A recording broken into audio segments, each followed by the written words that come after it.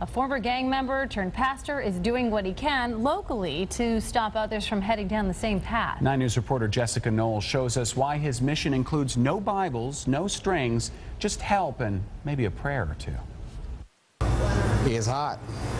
It's very hot. A lot of violence, a lot of drugs, a lot of things happening at 100 miles an hour.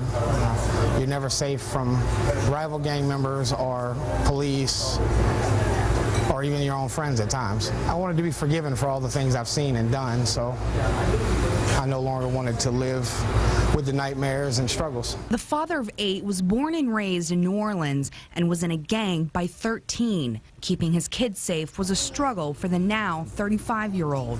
Still being there to make breakfast in the morning and tuck kids in at night before you did the things the gang required of you. After more than 10 years, he moved to Cincinnati, choosing gospel and gumbo over the gang. Anything else? Now he's the pastor for T.H.U.G Ministries. A thug is anyone who struggled, is struggling, and no longer wants to struggle. Everywhere we looked around us, there were struggling families and definitely struggling teenagers who are possibly headed to the path that I once chose. T.H.U.G Ministries reaches out to the community with gospel as well as a helping hand for the newly opened thrift store, New to You.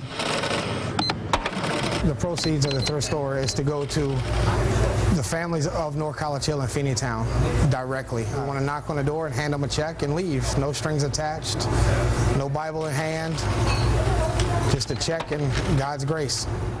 Life now is seeing differences in people's lives in a positive way instead of making differences in a negative way. Jessica Knoll, 9 News, Cincinnati.